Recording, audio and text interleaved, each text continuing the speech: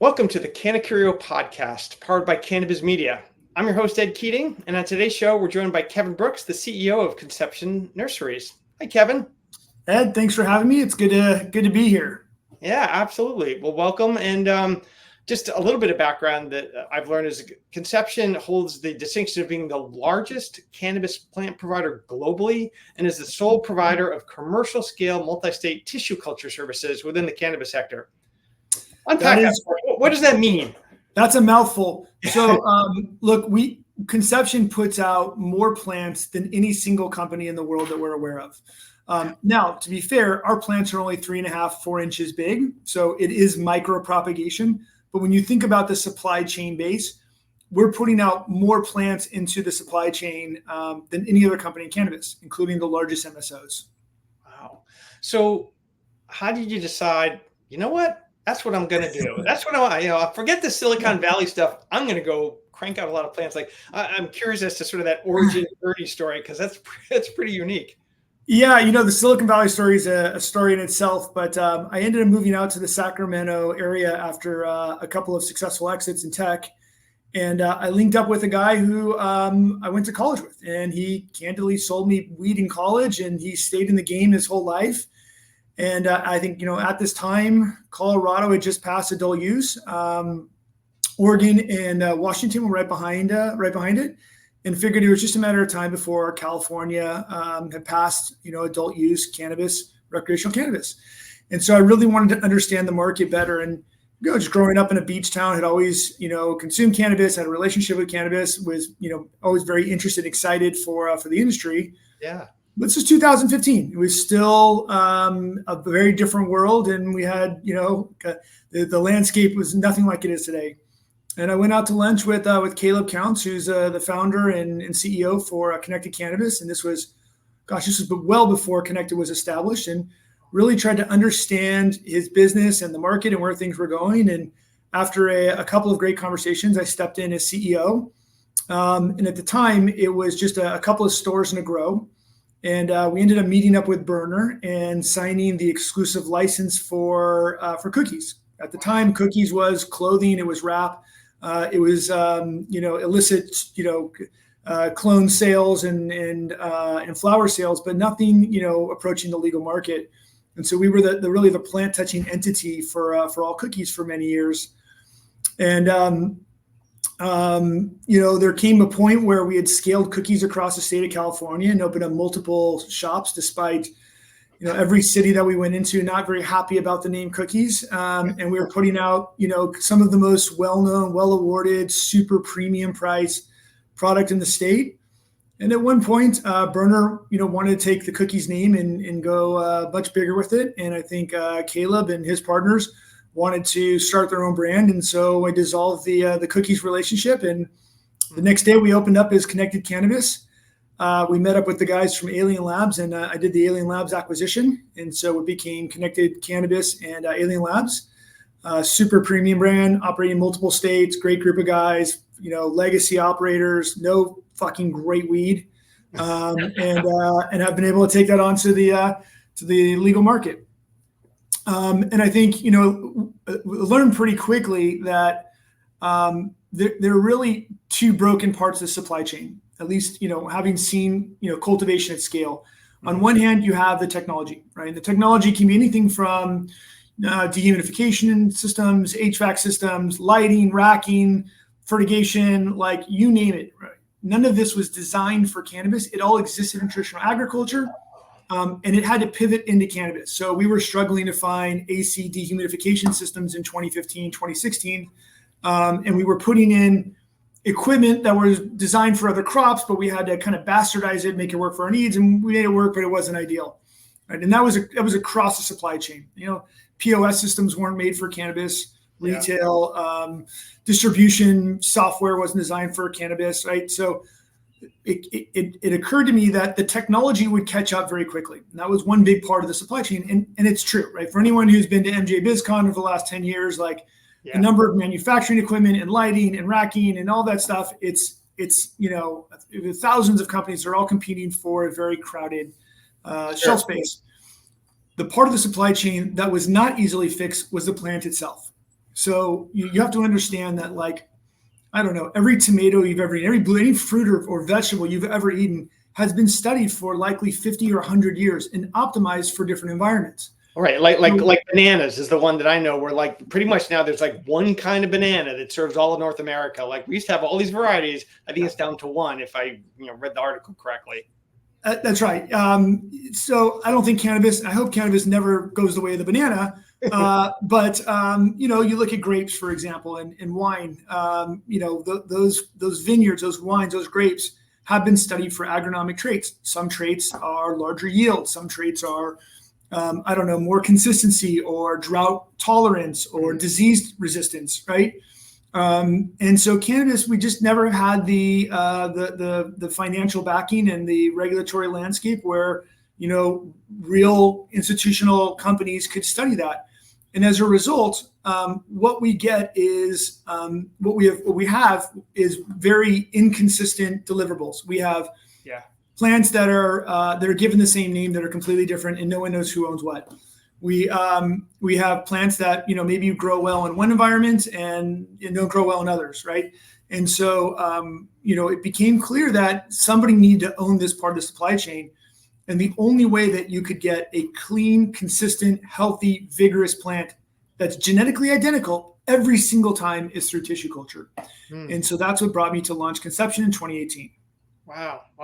Yeah, because I was going to say, so the next question I want to ask is sort of what problem does Conception solve? And that would seem a big one. I mean, it makes me think back to when my wife was in grad school and they, as a psychologist, they had to do studies with like mice or rats, and they had to be identical, and the genetic had to be all the same. And that was, just an important piece. So if farms are able to get that product, that tissue, what is that process like for them? Because do they truly get to that almost nirvana of having every time they grow that crop, for the most part, it's going to be similar to what it was the last time they did it? Yeah, great question. So let me take one step further, kind of back in the conversation. Yeah. When you talk about the benefit to the customers, because nurseries like Conception didn't exist, the nurseries that were out there were pretty dirty plants, right? There's no consistency. There's no way to validate that the plant was what you're buying. Plants by nature are a vector for pest and disease. So there was a lot of viroid spread through, some of these original nurseries. Most growers got their genetics from some guy, from somebody they knew, right? You paid cash for it.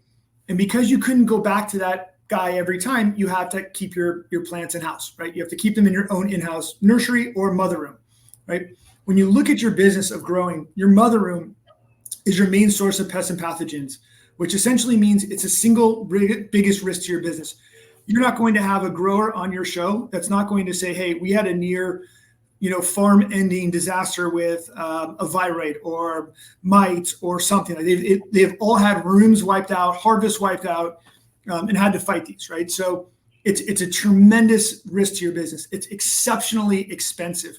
And it's expensive to upkeep. And in lots of cases, you're dealing with fairly expensive real estate. So you have this risk center and a cost center. And so the problem we solve for growers are some growers, they don't want the mom room, right? So they eliminate this big point of failure, outsource their clone production, turn their mother room into a flower room. So then they turn their largest cost center into one of their largest profit centers. So that's really the problem that we're solving for growers. And take away that vector. I think that's the right term of not having the bad stuff come in or be propagated into other parts of the organization. It's really amazing to see how much money and time and effort and thought are putting into grow builds and how little energy and effort is put into the genetic library and diversity and the cleanliness, the sterility of the plants going in there. In my life and data, we'd say bad data in, bad data out. It's the same thing with plants.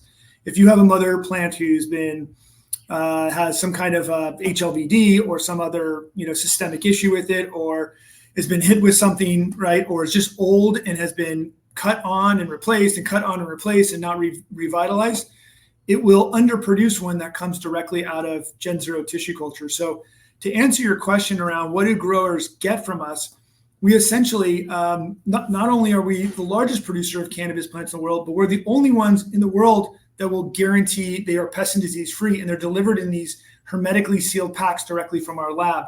So our customers call us up or email us or contact us and they say, hey, I want 1,000 of these. I want 2,000 of those. I want 5,000 of these. And the next day or the next week, whenever they want delivery, we show up with hermetically sealed plant packs. And what's really nice that the growers love is that, we focus a lot of energy on what's below the dirt. Right? So a lot of nurseries are focused on the plant, what's above the dirt. To deliver a plant with a fully developed root ball increases the chance of success and survival and thriving. And it's the root of the plant, right? It's the most important part, arguably. So providing a plant with a fully developed root ball versus one that's taken as a cut from a mom is a very different product. Yeah. Wow. And that whole reduction in cost and being able to turn that into, let's say, a profit center, revenue center, it has to make the choice easy to sort of go down this path and sort of perhaps reorient the way that they're running that farm. That's right. We have some customers that we're so confident in our ability to improve the performance of the plants that we're basing the price on the final deliverable. So if it doesn't overperform what we committed to perform at or above, then it's no cost to them, right? So we believe firmly that at virtually every measure of performance, a Gen 0 tissue culture clone will outperform one from traditional propagation. And that's not just the performance of the plant. We're talking reduction in labor, significant reduction in integrated pest management costs.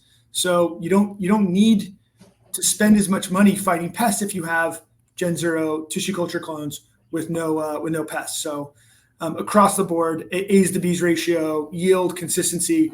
Right, like my wife is a huge Starbucks fan, and if she goes to different Starbucks and there's a different Pike's Place, at each one, they don't have a brand. Same thing with cannabis. That's right. So interesting. Well, I mean, just fascinating the implications that it has, just in terms of your spot in the market out there too, because based on what you're sharing, that sounds like a pretty remarkable brand promise where you're even doing essentially pay for performance. I don't know the license count of people with nursery licenses in California. I should know, but we cover so many licenses. But I would imagine that's a pretty unique offering in terms of how you must compete with others who are nurseries, because there are other nurseries in California. Yeah, no, absolutely. And there's some really strong nurseries out there, and I think we all fit in our own lane. Yep. There are some groups that want a much larger plant. They see value in the teens or the tweens. Right, that's not our sweet spot. We have groups that could potentially be more nimble from a menu selection standpoint, right? So if you are looking for the newest, coolest hype strains, what's performing, what does the market want this week, right? There are other groups. For us to take a plant through culture, it takes about call it 9 months, and it's exceptionally expensive. So when we take something through, it has to hit the mark. And when I say it has to hit the mark, it has to hit it not just for the consumer, but also for the grower.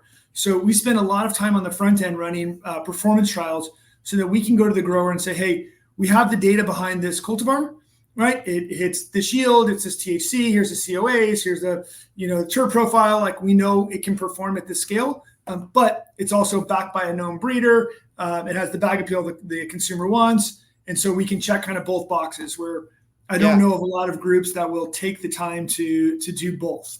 Well, and it sounds to me that this is really, if you will, kind of a relationship sale. Like, if you're working, over such a long period of time to deliver what the farmer wants, I mean, it's not a transactional kind of thing. It's not some guy showing up like, yeah, I got what you ordered. This is just, it seems way more intense and sort of clever and a little harder too, but with, I would assume, better results.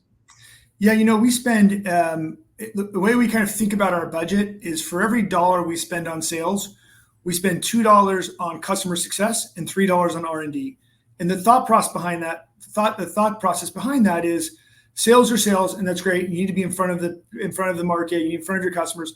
But the ones who really drive home the relationship are our customer success folks. And these are individuals that have deep plant background inside and outside the industry, that really understand best practices, that can bring value to our customer by providing them with insights on other grows they've seen or how to get more out of the plant itself, where they can push, where they should pull. And then R&D has been a huge investment for us, and it's allowed us. It's the only reason why we're able to put out the volume of plants that we can.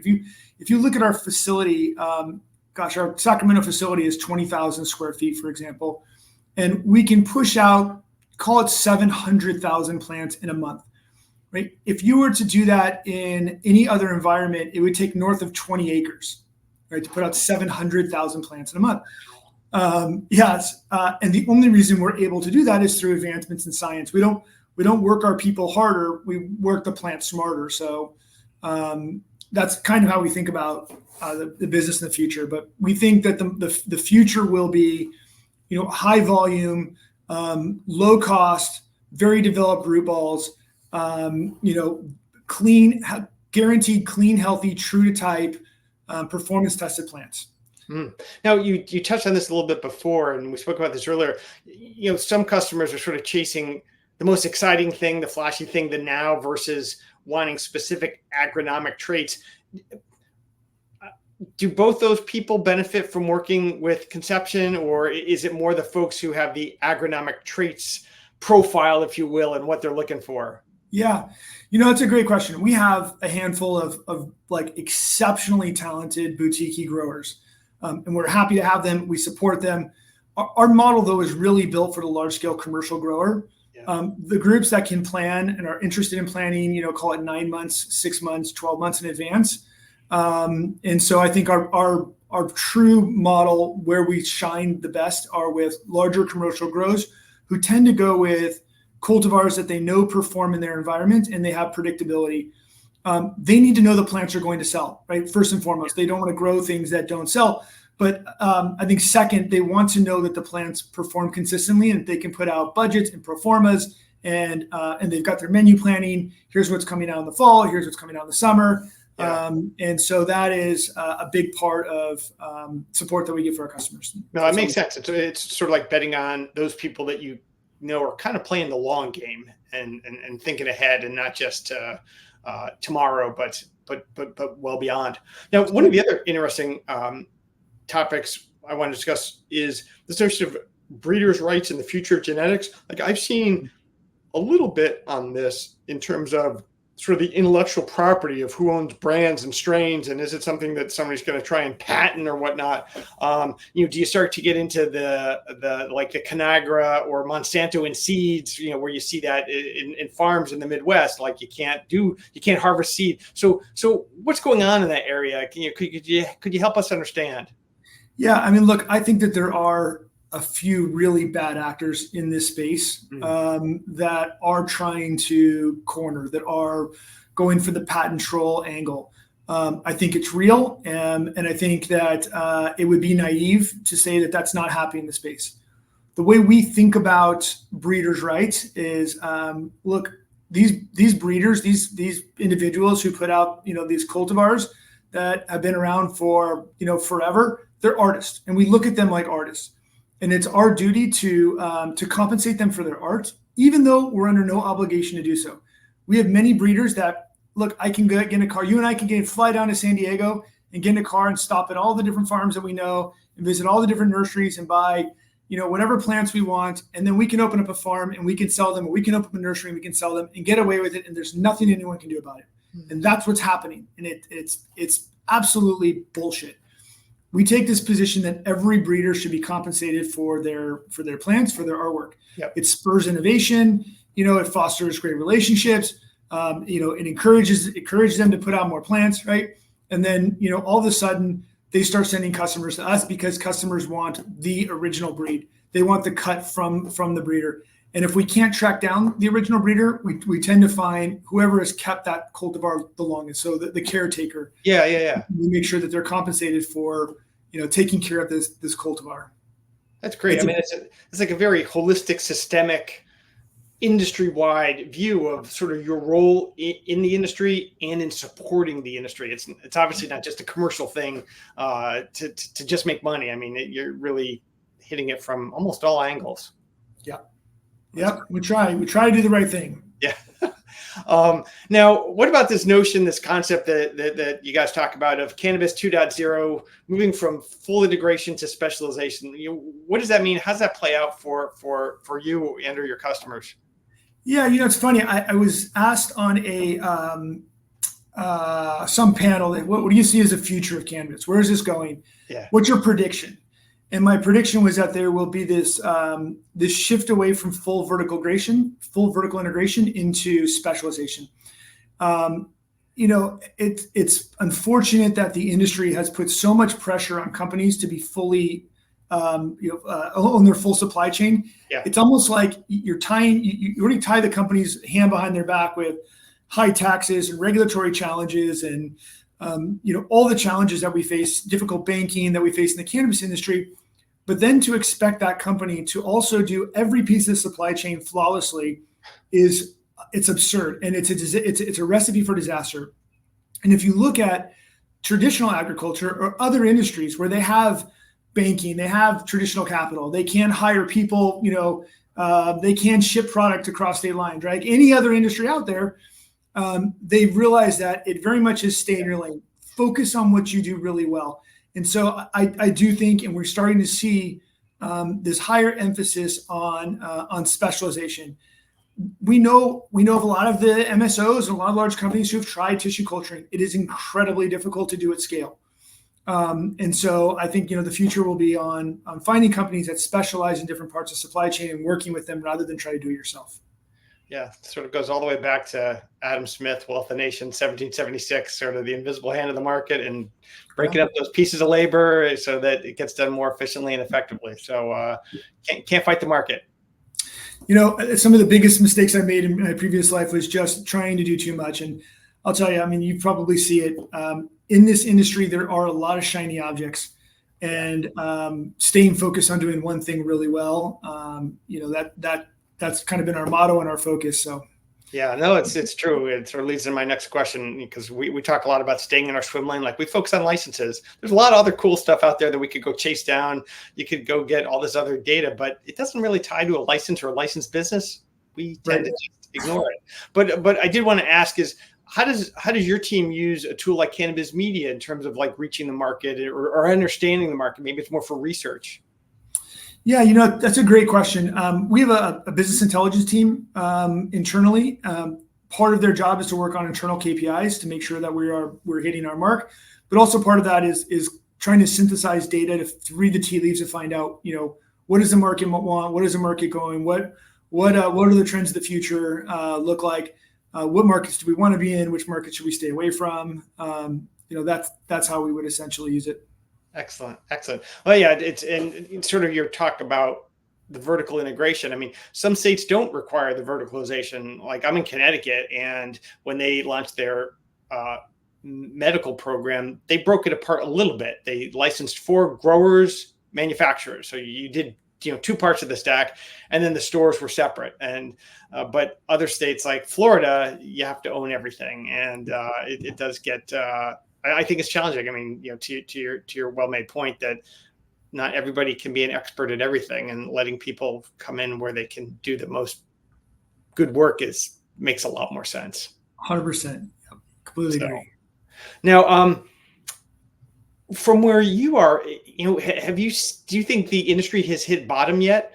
We're starting to see things picking up more now, and I don't mean just because of the rescheduling, but this year seems a little better. Although we've decided on the notion that every year in cannabis is different than any year that came before, and you really can't compare it to say, oh yeah, it's up like compared to last year. So we're sensing it being a little better, but I'm curious what you're seeing, especially in talking to growers. Yeah, look, it depends on where you're at, like you said. I think California, where we're headquarters, we've taken a beating. Our customers have taken a beating. There definitely feels like there's some stabilization here in the state. We have satellite offices, remote satellite labs, mini labs in 2 other locations, and we have a handful that are being built out right behind it.